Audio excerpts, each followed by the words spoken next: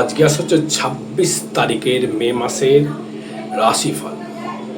12টি রাশির ক্ষেত্রে কি কি ফলস্বরূপ আপনারা পেতে পারেন। মেষের ক্ষেত্রে কোনো আত্মীয়র জন্য কষ্ট পেতে পারেন, কোনো আত্মীয় হানি হতে পারে। অর্থনৈতিক পরিকাঠামো হয়তো ভালো থাকবে, কিন্তু আত্মীয় হানি হওয়ার যোগ থাকবে। বিষয়ের ক্ষেত্রে দাম্পত্য সুখ আসবে, কিন্তু কোনো কিছু চিটিং হতে পারে।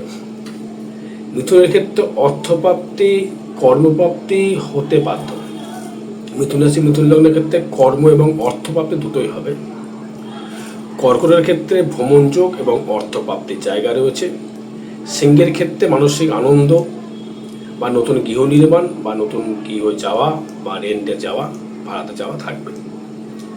কন্যার ক্ষেত্রে নিজস্ব ব্যবসার উন্নতি এবং অগ্রগতি এবং এগিয়ে যাওয়ার চেষ্টা এবং এগিয়ে গিয়ে আপনার জীবনে উন্নতি করবার শুভ ফল আপনি পাবেন।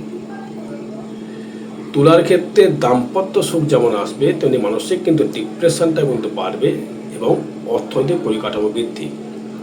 বিশ্বের ক্ষেত্রে কর্মপ্রাপ্তি হওয়ার যোগ ফুল ফর্ম।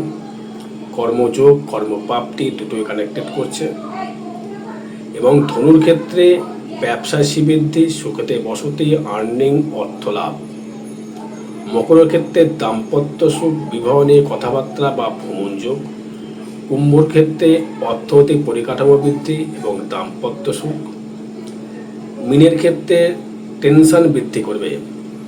আর আগামী 26-27 থাকবো বর্ধমান চেম্বার, এবং 30 এবং 31 থাকবো তারাপীঠ মহাশ্মশানে। যে কোনো গ্রহদোষ প্রশমন করতে তারপরে মহাশ্মশান হোমযজ্ঞ করা হবে। জয় মাতারা, জয় গুরু বামদেব।